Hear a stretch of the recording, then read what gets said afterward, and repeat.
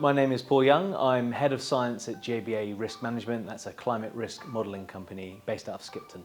Climate change can create hazards and uncertainties for business in lots of different ways. So if we just think about climate change itself first, climate change, it is real.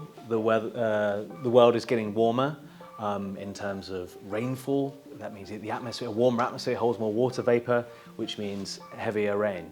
But then we think about uncertainties of that, what we don't know. So we don't know where in 2050 the big storm is going to hit your business or the thing that your business depends on. We don't know what magnitude it's going to be, how intense that hazard is going to be, how intense the flood is going to be, how fast that river is going to flow on those days at those times. And there's the myriad uncertainties within there. We don't know about how the different weather events are going to compound with each other, whether we're going to get a storm followed by another storm, whether we're going to get a storm that actually wasn't that big, but its impact is made bigger because there was another small storm before it. All of these kind of compounding events. So, you know, that's uncertainties, and that's something that we do have to think about.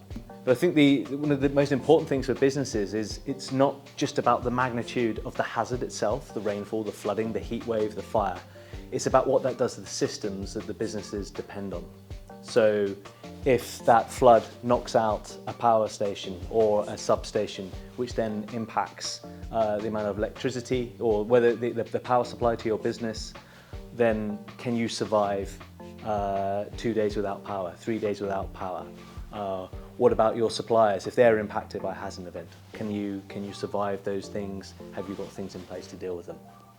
So practical steps that organisations might take to build resilience, to think about resilience.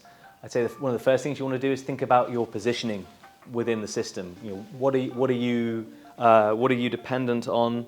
How much recovery time might it take for you if in the event of say power being knocked out by a flood? And who can you coordinate with?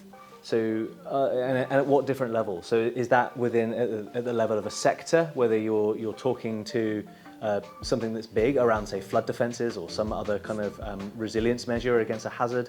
Or is it more local? Is it your Chamber of Commerce? Is it your local resilience forum? One of the other things that you can do to help prepare yourself with this is to have a stress testing mindset. So you could think about all these kind of what if questions. So like I said, if your power's gone out for a couple of days, what could you do? If that supplier can't get to you because they've been impacted by a hazard, what could you do? So the longer term strategic questions that businesses should be asking in response to a changing climate is to think about climate change not necessarily as just a compliance issue, but as a structural issue. So that means thinking about where your assets are located in, say, potentially a floodplain.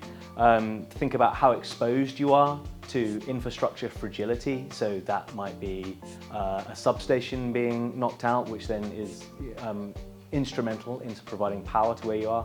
It's also about thinking about how insurance availability and affordability might shape your future operations.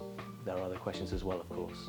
I think it's also realising that it's a collective issue as well. There's a collective layer here. So no one person or even one business owns the system of which they are operating in.